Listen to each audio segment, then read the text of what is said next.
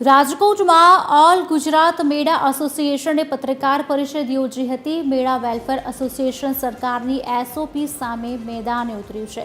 એસોસિએશનનું કહેવું છે કે સરકાર એસઓપી નહીં સુધારે તો રાજ્યના તમામ લોકમેળા તથા પ્રાઇવેટ મેળા બંધ રહેશે। મેળા એસોસિએશનમાં હાલ 400 સભ્ય છે। રાઇડ્સ ઓપરેટરનું લાયસન્સ માંગવામાં આવી રહ્યું છે, જે શક્ય જ નથી। અમે અનેક જગ્યાએ રજૂઆત કરી, પરંતુ પરિણામ આવ્યું જ નથી। રાજકોટની પીડા સમગ્ર ગુજરાત ભોગવશે। જે શક્ય જ નથી એવા મુદ્દા છે। એમાં મેઇન મુદ્દો ફાઉન્ડેશનનો છે।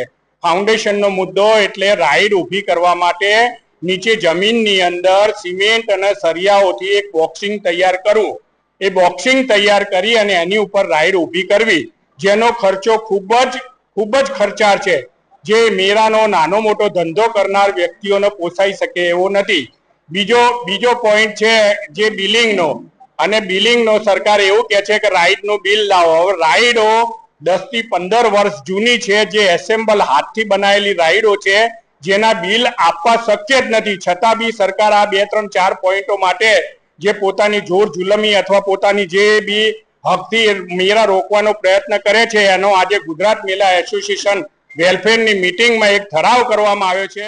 આ મેળાની અંદર અમે એવી રીતે છે કે આ જે મેળા છે એ કોઈ અમારા કે કોઈ પર્સનલ મેળા નથી। આ પ્રાચીન કાળ દ્રાપર યુગથી ચાલ્યા આવતા ભગવાન રામ ભગવાને વનવાસ ટાઈમ અને મહાભારત ટાઈમે પાંડવોએ જે વનવાસ કર્યો, એ જે જગ્યાએ રોકાણ કર્યું, એ જગ્યાના લોકો મેળા થાય છે।